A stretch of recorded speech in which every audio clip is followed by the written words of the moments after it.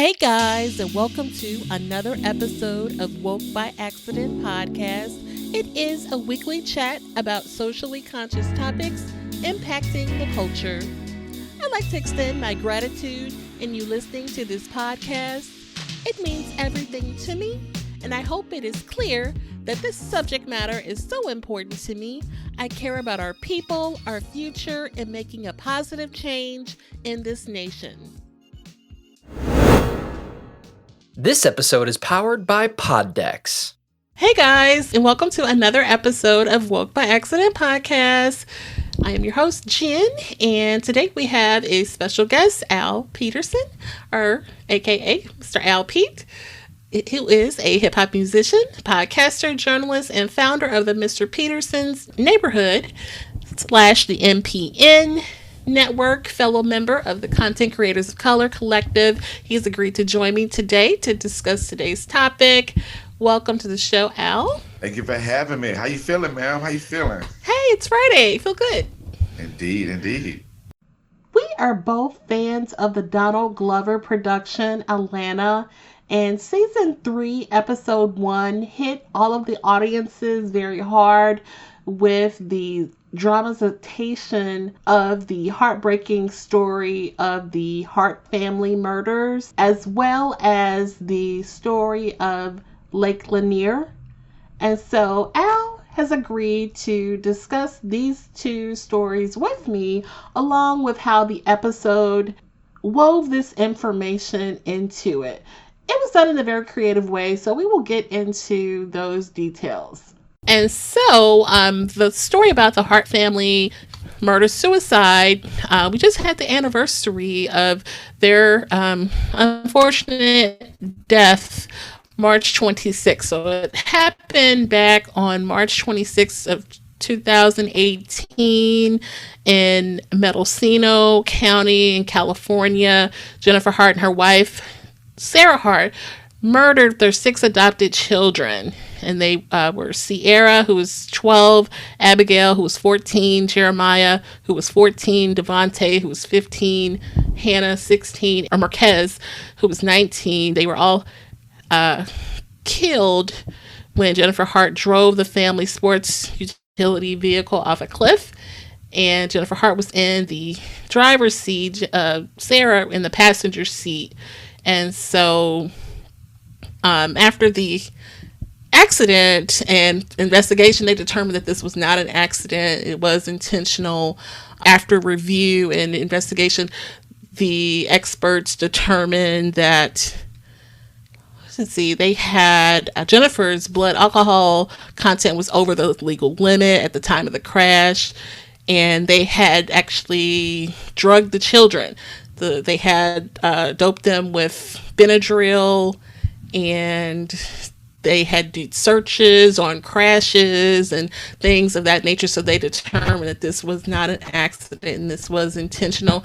This is a very sad case. And so wanted to look into this deeper. There have been some documentaries made about it, and they used the story for inspiration for this episode 1 of season 3 of Atlanta. And so we'll stop there and kind of analyze some things before we go into the other piece. There's another true story that is incorporated into the episode.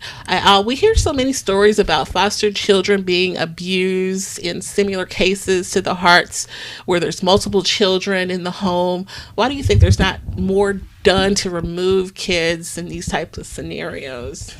The only thing I could think of is funding. I think the whole money system surrounding this issue, I feel like that's not the only reason, but that's like the primary reason. Another thought, I have a lot of social work friends, and you hear like they have these, you see the big file stacks that they have, and they're swamped and they get lost in the stacks of cases and they're overwhelmed and overworked. Do you think that may be a factor? I haven't heard that aspect of it, but I can see that being the case too. Yeah, I can see that being the case too. But I mean, I just feel like it's just a money factor. I'm like, people feel like they can get a check and just raise these kids at the minimum. You know what I'm saying? Not understanding the welfare that you put in raising a kid, or even just being involved in somebody else's life. I don't think people they don't take that into consideration. But that check that they get, they reel up on that. They're like, we're gonna make this thing look good and make it look beautiful. So we want this money. That's horrible. I mean, they get support, food stamps, and all of that, and then to hear of cases of them starving kids and not giving them the minimum, like the least of food possible. Like, why do they do that? Like, I don't understand, especially if they're getting food stamps in addition to, usually the people work or something too. So it's almost like they get in. I'm not fond of like how much they get, but it's definitely salary. It's like they getting salary numbers. So when they getting these kids, they're getting a check, and it can be up to someone's salary. So it's not like they don't have too much of the money to be able to take care of these kids. Right. They're getting like an enormous amount. And in this case right here, from what I was studying, it looked like they got money from one state, but they were in like other states. So they could have got money from them, from them other states as well. Who knows? It's it's crazy. So that's true. It was a money, like it was just a money thing. And they was like, well, I'm gonna get this money. I don't care who I hurt and who I, mistreat. But it looked like that's the case is. Right. And from the case of the Harts, in the details of the documentary, they were living double lives. One very public social media presence where there's all these pictures of the kids and they're at the farmer's market and it looks like they're so happy and they got signs and they're wearing hats and little costumes. And then there's this other life where there's abuse and neglect and there's cases of the kids, running to the neighbors for food, being, hungry. And it's like, how can they, living this whole concept of the double life, you know what I mean? What's your thought on that? Why be so public with it if you are going to be doing these things behind closed doors? Listen, that's everybody's life, right? Well, I ain't gonna say everybody's life, because that's totally not my life. Now, I mean, I do keep stuff private, you know what I'm saying? Because I am a very public person. So I keep a lot of things that are personal private because I just want to be able to enjoy it in my own privacy. But, social media, man, is like that. It's like that gateway drug, and it's easy for you to develop this facade, and make it seem like it's one thing. Because, for the most part, when people post on social media, they're thinking, okay, well, everything's fine. We kind of go off the judgment of what we see on their platforms. So it's easy to make it look good, but that's true. It's easy to make it look good, but when you cut off the social media cameras, it's a different story. They got to keep that image. That's up. True. If they don't keep that image up, it's one slight move is gonna be like, what they doing? They taking care of them kids. Them kids don't look like they happy. On top of the fact of they're white and then the kids were black. Of course, that's the factor right there too. Right, they stand out, and so I think it was important to make sure that they made it look like everything was okay. Absolutely. Yeah. That might be the one case too. That might be the case that they were white, and I mean, you got to think about it. Both of they're white. The parents are white. Same sex relationship. Got 6 black kids. That's already a red flag right there. Like, I mean, I don't care how you look at it. It's a red flag for sure. Right. And then, so this story we just mentioned that was inspired by the episode. What was your thoughts of how they incorporated the true story of the Harts and made it into the fictional story we saw on Atlanta, episode 1? They, changed it up a bit and, gave us a different ending, which I was actually happy with the ending they gave us on the show for the children. But what was your opinion of how they played it out? Okay, so just to make it clear, I had no clue at all that this was a true story. Like, this was based off a true story. I didn't even know. But I had a homegirl. I actually share a podcast with her. but she sent me the link, and I just read up on it, and I was like, my God. But I still don't understand, like, because remember the last episode, which was what episode? Is it 4? Not the one, the episode 4 where it was the big payback. Yes. So I'm trying to figure out what's Donald Glover's like direction for having these type of episodes. Like, is it all about awareness, or what? You know what I'm saying? Or, you know, to me, I look at it as an awareness type of drive, because I'm like, for one, I didn't know, and like you said, the happy ending was good, but you know, I don't know, man. But I mean, I think he did I don't know if he did a good job, because I mean, I just don't know the background. I mean, I don't know, like, what is his motive or whatever. But if it's, you know, I don't know what's the bigger picture. Does that make sense? Right. I mean, because I was like, where are the characters of the show? You know what I mean? So I was just like, and it's like, okay, is this a flashback? Because, you know, in the prior seasons, we had like a flashback where it was like them as kids, but like, hey, this is not that. This is something different. But, okay, he's telling a story by giving us these characters. You know, he wants us to see these characters for a reason. It's how I'm processing it. You know, it's obviously very intentional. You know, the placement of these extra characters outside of the Atlanta cast, you know, and he wants to tell this story to us for a reason.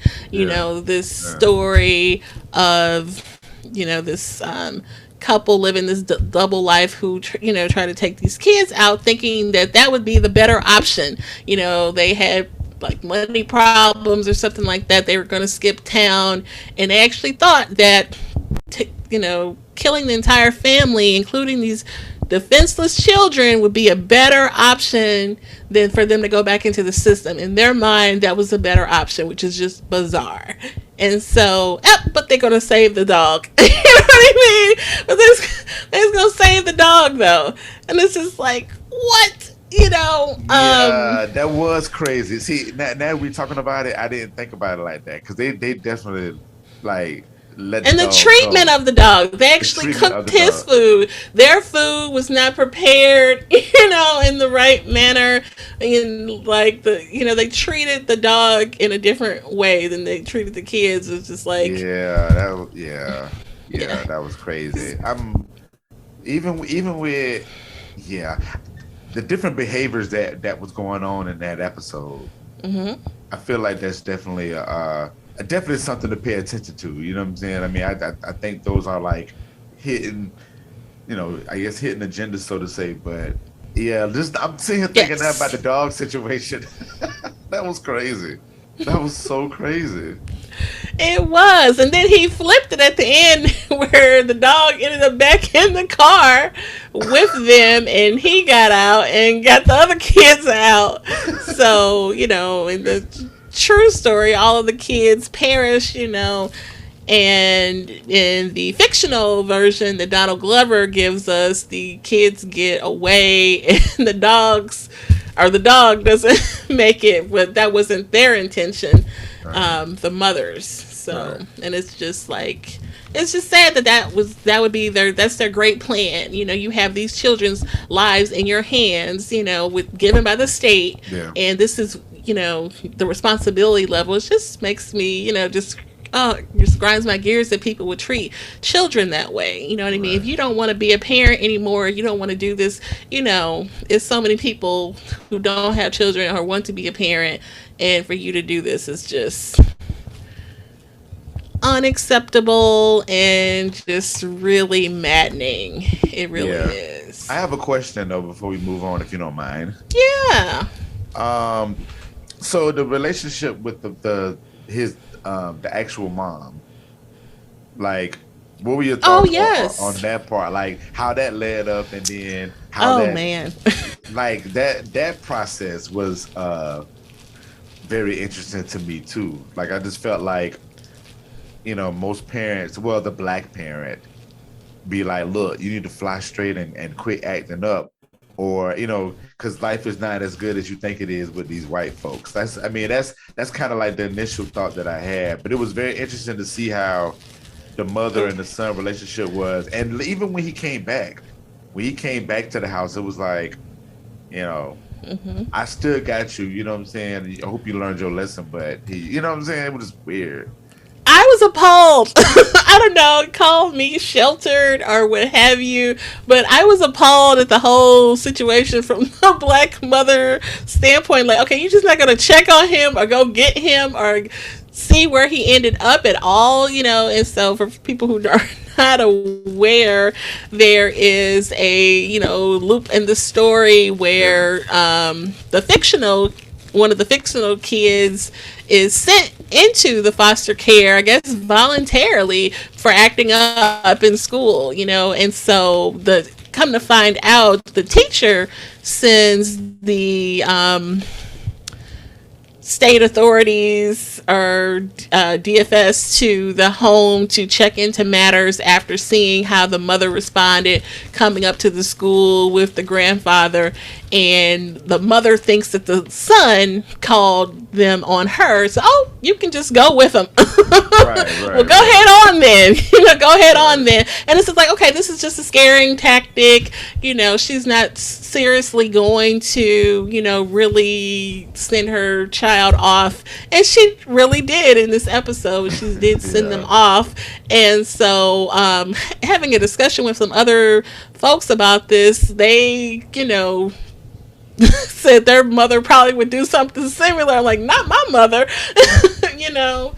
So they call me sheltered, but I was appalled with that whole thing. She took it way too far, I felt. Yeah, exactly. But I just think it was interesting how that flowed into like the actual story. So yeah, it's weird. But I mean, I guess it served the purpose of, you know, like you said, that message of you will see what happens with, you know, getting involved with white people in this way. You know, it can result to you being killed, and that ultimately could have been his fate. You know, could have been his fate. So that was the message he was trying to drive home. But that was some message, in some way to depict that with this mother that was like, well, go ahead on then, you know. Yeah. But way too far. I said, gee whiz. Yeah. Pretty that was a lot. Yeah, it was a lot. It was it was a lot. Especially for that being the first episode of Atlanta. Like, we've waited this long time for Atlanta to come back. And then he come back and just be like, boom, this is what we're finna start this thing off with. So, yeah.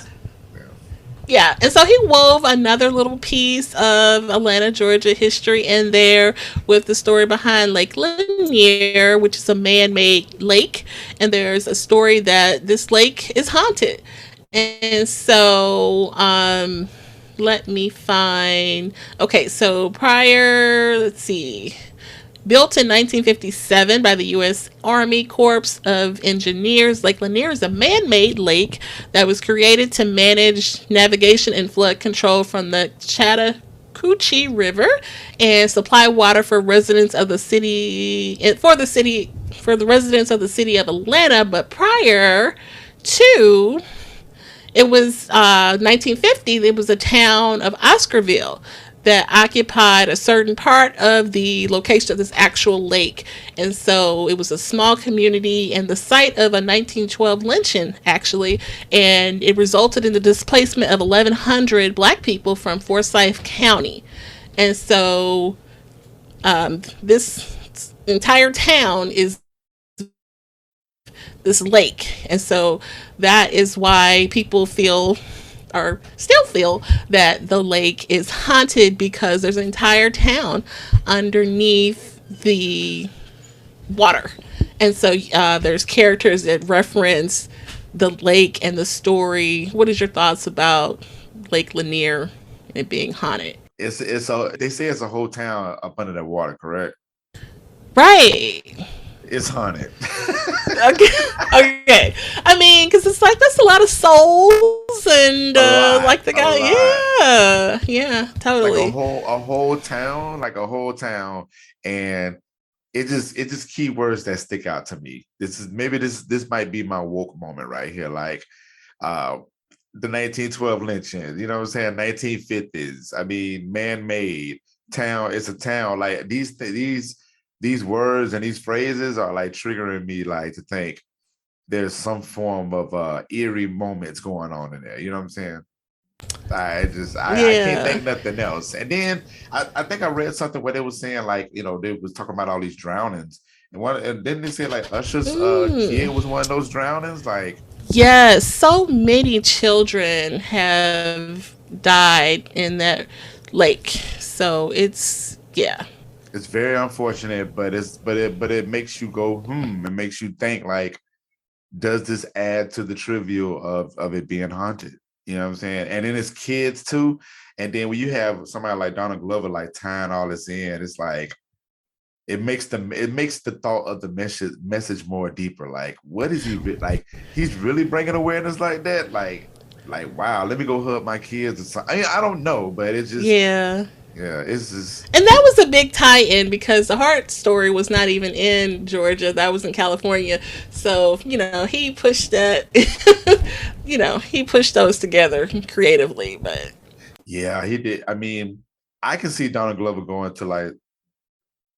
the Jordan Peele direction, maybe, or you know what I'm saying, like on movies or something, or even with Atlanta being so dark right now. Because I think right now Atlanta always had like this dark aspect to it, but this season here for sure is like very dark, very deep, very yeah.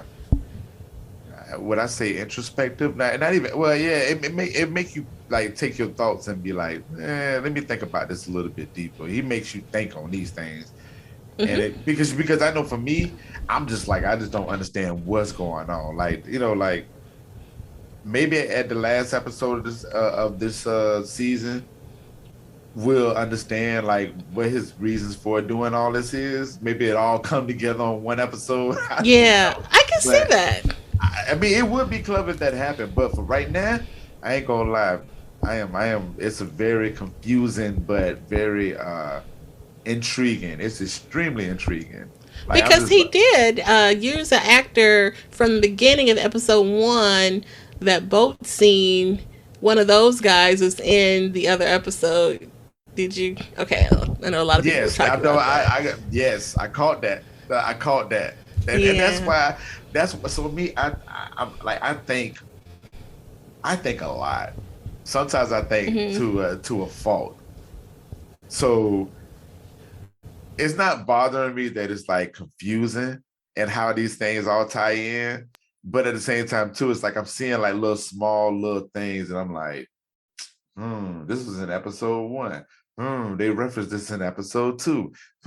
They tie in a lake, you know what I'm saying, haunted with kids. Then you talk about it. It just all this stuff ties in so like tremendously. And it made me excited, but I'm just like, let me just chill for a moment. I really want to know what his goal is on this. You know what I'm saying? Because a lot of people don't know about this stuff. Like I told you, I didn't know anything about those suicides and the ladies mistreating those kids. Knew nothing about it. Yeah. But this is definitely making it like it's like, damn, this really happened. Like Yeah, I missed that story too. I remember seeing the images of that little boy with hugging the officer, and I'm like, oh my god, he died. I did not know that he was a part of that family. I want to say I kind of remember them driving off the cliff, but I didn't know that he was one of those kids. I remember him in that picture because that picture was all over the internet. yeah. But yeah. And it was crazy because when I saw that picture, like it was like I briefly remembered where that picture came from. But I didn't. Well, I remember seeing the picture online, but I didn't know what it was tied into. But it was just one of those familiar. It was very a familiar picture. Like you saw it in Crossing, but then when you see it again, you're like, I saw this somewhere. And then it just makes it like him tying it into all these things. It's like. So Yeah, it's like he recreated the whole thing with the hat and I was like, oh my god, to actually see the actual picture was like, I've seen this. Oh my gosh, right, and this right. poor kid was being abused that whole time. Like, oh horrible. Right. It's crazy to me. And I'm, from a creative standpoint, whatever he's doing and whatever his mission is, he's doing an absolute great job making us aware of what's going on or creating this narrative for us to think a little bit bigger. Yes. But he's doing an absolutely great job on that. Yeah. Yeah, I mean, what a creative way to kind of, bring these issues to the forefront and have people have these conversations and, do it in a creative way and yet to make people go look up a real, story so that they can find out, and then they can, I think that's pretty cool that he did it like that. So let me ask this question if you don't mind. So the episode, The Big Payback. Right. Where was that? What was that based out of? Was that based out of Atlanta? I feel like it was Atlanta. Okay, so we got that, and then we got the Lake Lanier. That's basically, Atlanta. Right. Yeah. So it's almost like he's tying in these stories, what I'm saying, while they're in Paris. And that's like Future, Yeah. Yeah, and he's going like Future with that one, right?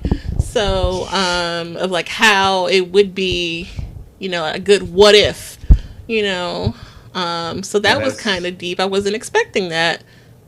That's a hell of a what if though. Jesus Christ. I was not expecting that story. I was like, okay, is this about the coffee shop thing? Like, I wasn't expecting that. Yeah. So, but yeah, I'm just trying to tie all that stuff in. I mean, my brain is going as we talk now, but I'm like, I don't know how he's tying it in, but I mean, that story, unfortunately, the Hart scenario is very unfortunate. The Lake Lanier is. It really very is. Unfortunate, and it's like, wow, it's crazy. Yeah, so rest in peace to those children and even those women who made a really poor choice. And oh wow, because they're just right up on the anniversary of that incident. Yeah, so I'm reading something that you sent me real quick, and it says that Sarah, made Google searches before the crash about Benadryl, the lethal part about it, right? And then she also searches no kill shelters for dogs. Wow. Right. So that was their thought process of like how to save the animal, but kill the kids. Wow. Right. But I guess she wanted to drug them as to soften is that even is that a way to soften the experience? It's just really kind of sad that they thought that those decisions and choices were the correct ones, because they were not. Yeah. Right. Wow. And the other abuse that they, inflicted on the children, which is well documented, and they, were just able to continue on with these children for, many years. Right. Many years. Woo. So what is your takeaway from all of this as we wrap it up here? Oh man, I'm just going to sit back and wait for the interview that Donald Glover gives speaking about this particular episode. I mean, I would like to hear about the other episodes too. Very intrigued and want to know about them, but this particular one, and because like I'm thinking deep, man. I think so deep into these things. I'm like, he probably thought of this episode when he first started writing Atlanta back in, because this happened in 2018, and Atlanta started in like, I think 17-ish or whatever. So I'm sure he wanted to include it some kind of way. So he's been sitting on this episode for a minute, I would think, for it to be, for it to come at the right time. So I just think my takeaway is that I'm just ready for that interview. I'm ready for him to break it down, like what his thought process was when he did this, because we're very aware. Like it wasn't like a fictional thing that, I mean, he made it a fictional aspect of it, but for it to be tied to like a really, really horrific Right. Like story. some kids actually experienced that. Right. So, yeah, it was inspired by true things. Absolutely, yeah. So, I think that's my takeaway, man. I think my takeaway for right now is just I want to watch the interview talking about this show, and I guess we just need to be very aware of our surroundings, man, and the people that we deal with. Wow. We do. If we see something that don't look right, say something. Part of what went on with what the kids experienced is that the neighbors that they ran to for help in getting food and such, they did give them bread or what have you, but they kind of sat on it for a while before they really called it into the police. And, that could have saved their life had they been more diligent in doing something about it. We're not going to put it all on them, but, if you see something that don't seem right, say something about it. Yeah, absolutely. Because when they said the kid jumped out of a window from like really high up. Wow. And then, she tried to like make him apologize and say it didn't really happen. And then they ended up, coming back like it really did happen. You know what I mean? And we really are starving, so, Wow. Yeah. It's really sad. Yeah, people, if you see something wrong, man, please report it. Especially, with anything, but in this case, the kids for sure. With kids, right? Yeah. And there's ways to do it, discreetly or anonymous or what have you, if that's your concern. Yeah. But children are our future, and so I just really, this episode just really hit me with those kids. I knew I wanted to do something and share more and have a conversation about this. So I appreciate you doing that, Al. Thank you for having me on here. It was a good conversation. Of course, this conversation can go deeper and deeper, but I think we definitely hit the surface of it, and it was good to have a conversation about it for sure. It is. And so we may have to get into some reviews for later since I know that you're into that. Okay. That's Absolutely. What's up. All right. Well, we'll have the links for Al's shows. There's a whole network, guys. Not just one show, but there's the whole network. You want to talk about that just for a bit? Tell them about the network. The NPN network. We have the podcast network, Neighborhood Podcast Network, where it's a couple of shows on there that's dope. I have a couple on there, but some really cool stuff, man. Flowers for the Culture, the Groove Suite, Clear Visions, Sports Desk, all that stuff, man. So go check it out, npn-llc.com, and some good podcasts on there, good content, and all that stuff. So. Okay, cool. We'll have the links posted. So, thanks to Al for stopping through, and thanks, guys, for listening. Indeed. At this time, we're going to go ahead and conclude the episode. We greatly appreciate you listening. We invite you to follow us on social media. On Instagram, it is Woke by Accident Podcast. On Twitter, it is Woke by. On Facebook, it is Woke by Accident Podcast. We also have the new website up, www.wokebyaccident.net. Please check us out, and also follow us on all of your favorite streaming platforms, and please leave a review and share feedback. You can also reach out by Gmail, wokebyaccident@gmail.com. And every time you listen, we appreciate it so much. Thank you for listening, and take care.